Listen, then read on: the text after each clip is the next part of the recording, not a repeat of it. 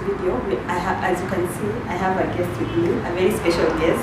She's the senior advocate, Dorcas Kitaa, and also the proprietor of DS Kitaa and Company Advocates. We're even shooting the video at our office right now. Thank you so much for inviting us to your office. So I'll let her introduce herself.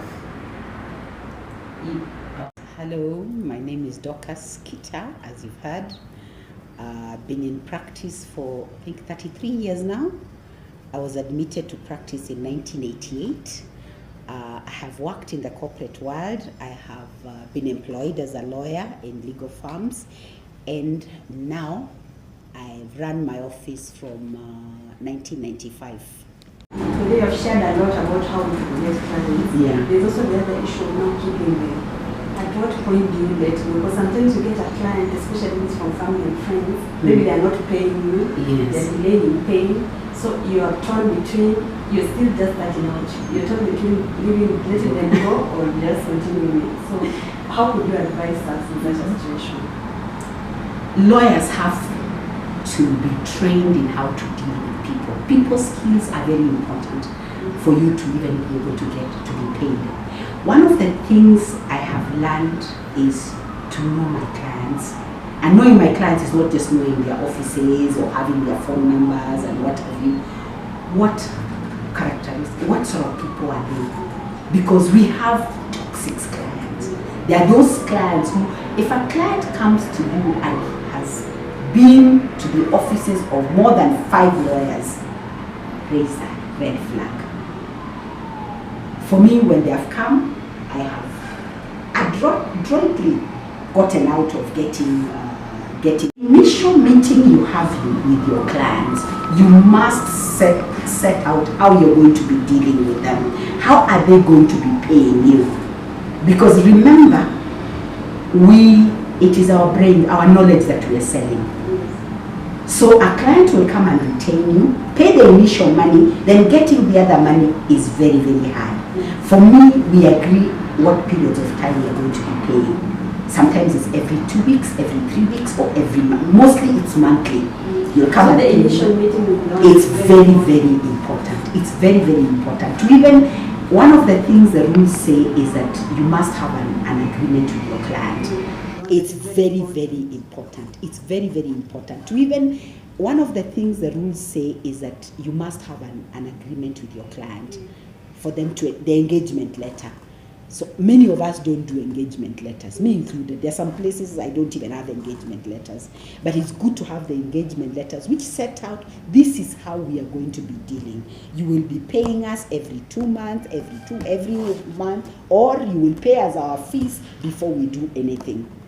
Those who do criminal law know what normally happens. The client will only pay you the day before the matter is coming for hearing. Yes, and they'll only pay you when there is need to be paid. Yes.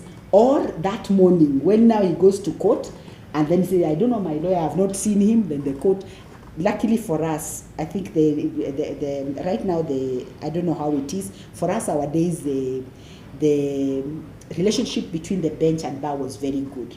So you'd hear maybe Kibera saying, oh, hujalipa client wako, lawyer wako, ndio sababu, enda ulipe 10, saa 6 tunasikiza hii case. And the client would go up where I borrowed the money and pay you, and then you're there, oh, I was dealing with another matter, but you're looking at each other with the magistrate, and the magistrate knows you just because you had not been. Yeah, or sometimes I tell people there is no harm in resigning from a matter if you're doing a criminal matter for lack of instructions. Just telling the Nini that I do not have instructions. If it's a civil matter, put in your application to withdraw for lack of instructions. That is one application I always have on the ready in my whatever. And I tell a client, if I'm not paid, then I will have to resign for citing lack of instructions. And since we'd have set up everything in the very beginning, all I always pray with my client is that if they're not able to pay, they let me know. And I tell them that. And usually I'll give them the leeway, because a client will come and say, this month I may not be able to pay. I know I need to pay you, let's say, I'm just giving an example, 400,000, I've paid 200, these are the 200,000, I need about 6 months. Or can I be paying every Thursday? let's say 10,000, or every day 10,000 or 5,000, the one who are in business, I normally agree. So my M-Pesa is normally very busy. So there is 5,000 coming in, and I take, because I say I'm not going to insist on 200,000 when you don't have it, or 20,000 when you don't have it. When you can give me 5,000 in 5 days, and I have my 25,000 this week, and in 4 weeks you've cleared the payment for me. So I find that I receive a lot of the monies in small installments. Maybe that is something as people, OB firms agree to. The big firms normally, I don't know whether they do that or they insist on the bigger money, but for me, I normally don't mind, because somebody will come and ask you, can I be paying? Or I don't have any matter, can I come and give you money? I have people who do that. That I have found is very dangerous, because I have had an issue of how do I treat that money? Is it my money? Is it office money, or is it now client's money? Because he has not given me instructions as yet.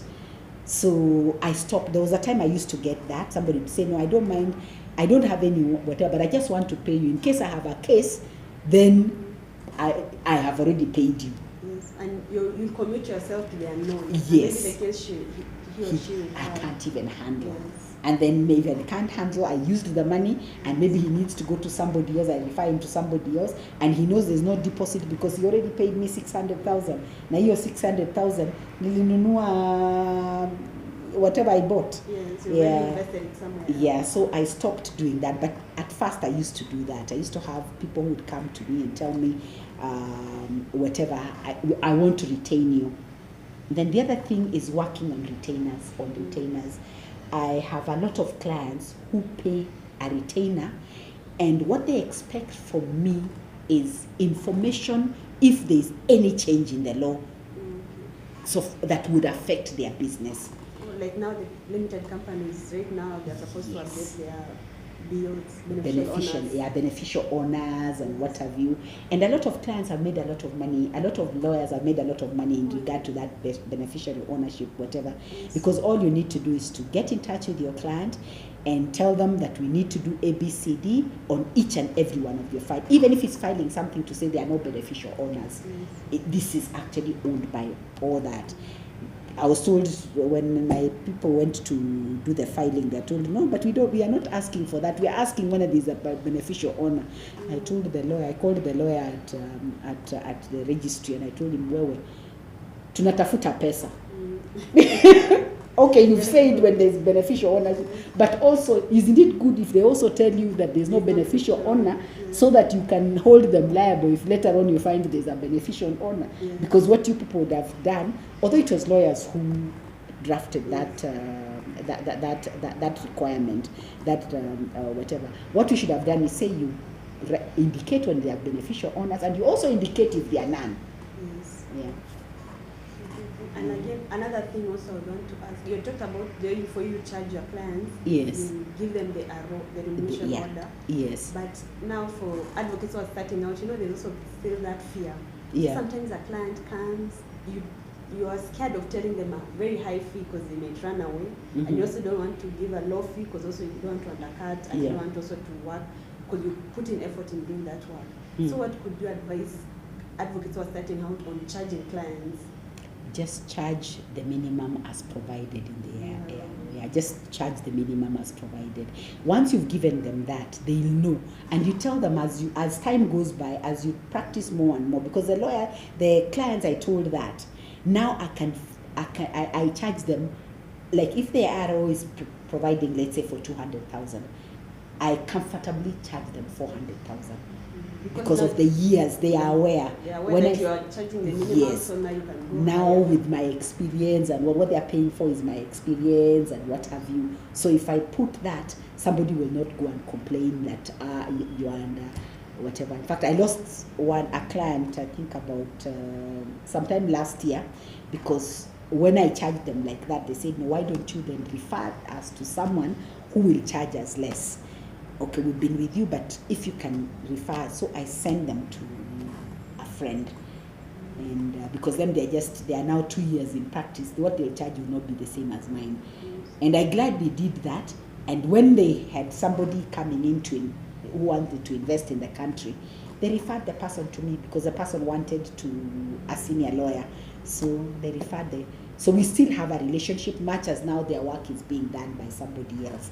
But all we agreed is that what I had started, any files that we have here, I will finish with them. But then any new files, they are using now the other person. And you see now, that lawyer, in case he has anything, he will also refer matters to me. That's what I've experienced over the years. But as a lawyer, be on top of the law. Have friends who are in the AG's chambers, who deal with legislation, because they'll tell you what is happening where and where. And when that is happening, I never mind picking up the phone and telling my client, do you know this is what is happening? You're in that industry. Do you think you need to lobby for anything? Do you need to lobby for it not to be passed because this is how it's going to be affect you and what have you? And that discussion, I charge for it. I will just tell them, then we'll fix a meeting. Then I will go to their whatever, because what I've told my clients, if you come to my firm, I charge you. I don't charge you much, but I will. No, what is, there's something. If I go to your farm, I charge for the transport, but it's easier, I stay longer. What I charge per hour is less than when I'm in my farm. And I did that deliberately. So I'll go there, I'll stay longer, but then I'll charge them less than when they've come here. Yeah. Because when they've come here, when I'm there, I know I have a meeting both sides. Nobody will come and decide. When I'm here, somebody else will come in and they'll be, oh, hold on, ngojea kwanza, madam is doing this. So many other things get disrupted when I'm here. Yeah. I'm really learning a lot, because that is more of leveraging on what the clients you have. Yes. Because sometimes maybe you're not getting new clients. But yes. now at least what I've learned is you can take advantage also of the clients you already have. You find a way you can still help them and be paid. Anything that comes up, always discuss with your client the effect on the business, because by the time, and learn your client's business. Don't be acting for somebody in the SISO industry and you have no idea about the SISO industry. Read some background on the SISO industry. Be the one to call and say, hey, do you know in Ecuador they're now doing this. If it's a flower industry, learn something. So I know an advocate told me, but then Dorcas, you become you know so many to small things. Say those many to small things get me a lot of money. If I have quite a number of clients in the horticulture industry. What have I done? Any of the bodies that deal with the horticulture, I have made sure I know somebody there, so that I'll pick up the phone and call Okisegere in whatever the CEO of whatever, and ask what is happening out there, because it is his business to know, and he'll quickly tell me, let me send you something. We have a summary everywhere, or look at our website, look at this, it will help you. Then I will share that with my clients, tell them more. Then they think I'm very knowledgeable, but I just got that information from the website of the whatever.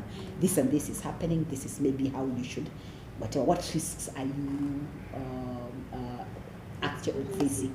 Or if this is going to happen, what do you need to do? Because you can be in the lobby that is going to do ABCD. So are you members in the Kenya Chamber of whatever? Are you members of KEPSA? Are you members of whatever? Then if you need to be members, then you need to be members, because then that is going to be your voice. And one of the things I always do with my clients, if there's any bill that is being passed, I am the one who writes to them their opinion, what they sent on what they want to see in that bill. When views are asked for, and I charge, I don't do it for free, I charge. And I found that gets me money. Yeah. And then another thing I want to ask, as a female advocate, you know many female advocates we get, because for me I remember when I started by doing criminal matters, you find most clients, they feel like a female advocate won't represent them well. So you find someone preferring a male advocate, like after when they have given instruction, you do the plea for them, then they see another male advocate, you find that they have shifted to ask the other advocate, the male advocate to represent them. So what advice would you give a young female advocate who is maybe starting their own law firm, or just doing their own hustles before starting their law firms? What is through your experience, how you maneuver it? Yeah, what I've done where that is concerned is that I have my go-to male lawyers when I have any matters. And that is why it's important to know your client, the kind of personalities your clients have. Because I will know there are some firms where I have never gone to court myself. Documents have been drafted here, but I've never gone to court themselves because I know that the MD feels much comfortable with a male advocate. So I have a pool. I have about 7. I take the 7 most of the time because 7 is a holy number. It's a strong number. I have 7 male advocates that will always do matters for me. Yeah. So what will happen when I'm whatever I'll be telling them, oh, in fact, we'll have so and so do this matter. They'll do. And somebody comes up, what about billing? Say no, you'll pay us. We'll pay them. Because when you do that, it is upon you to. When you engage, you instruct a senior lawyer. It's upon you to pay them. And that I was taught and taught very well by me. Because when I was when I just started this firm and I had now the Asian clients that had a lot of big work, I had a matter, I remember, I will not mention the particular matter it was, but it was a matter, an Anton Pillar application that came up. I was representing the defendants, the ones who whatever. Then whatever I'd asked for fees, I remember when I went, because I asked my clients, like, this is, I don't even know. In fact, I was wondering, who is this Anton Pillar? I had no idea what I don't know, maybe when we were being taught that, I was asleep in class. I could not remember being taught anything about that. So my clients call me and tell me, they have come, they have picked up our things. It was an India TV station. They've come, they've picked up all our recordings, all what, and they say they've got a court order. There I am, I'm sitting, I don't know what to do. So what do? I pick up the phone. We didn't have cell phones at that time. I called, he's not there. But his clerk tells me he's expected here because he has a meeting with so-and-so at this time, he's expected to be at this time. So I ran over to his office.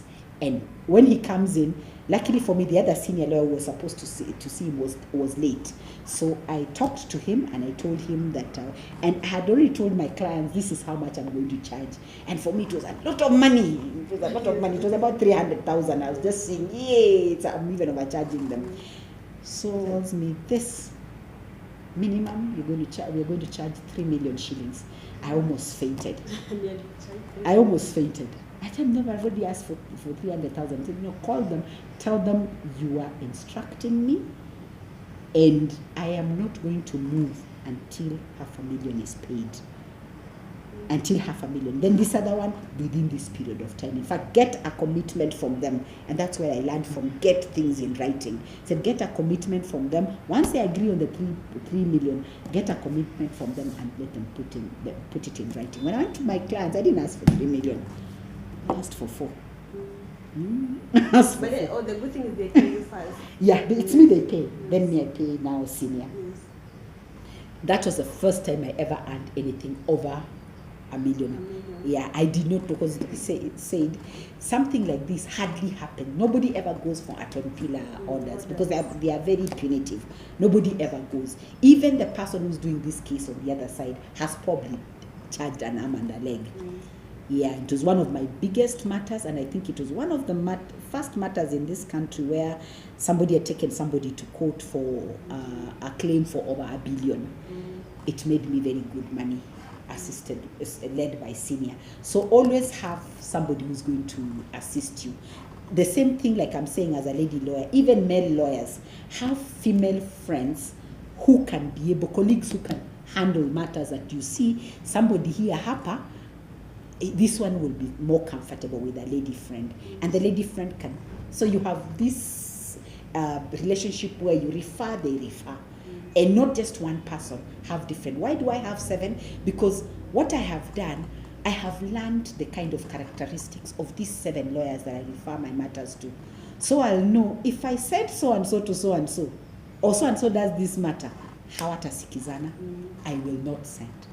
So knowing people is very, very important. And for me, I have a God-given whatever of charge, I can judge people very easily. I can tell the sort of people and how do I deal with this, what sort of voice do I use when I'm speaking to this particular client. There are 2 brothers who are They're my clients, have been my clients from 2000. They're very different people in character. They're well known in the country, so I'll not mention them. Very different people in character. They run different businesses. Both are my clients, and people wonder, how are you able to deal with them? It's just knowing how to deal with people. And maybe that's why for us, it's good for us to do psychology as training, as one of the units, or even as a training away from our training. Once you understand people, then it is very, very easy. We just meet and talk. Yeah. Thank you so much. These have been me myself as a young lawyer have learned a lot, and I'm sure the viewers will also are going to learn a lot from this. Yeah. Thank you so much for agreeing to join us today. And thank you so much for inviting me. I really feel honored. Yeah. So thank you for inviting us into your office also. We are going to hold the interview here. Yeah, thank you so much. Thank you. Yeah.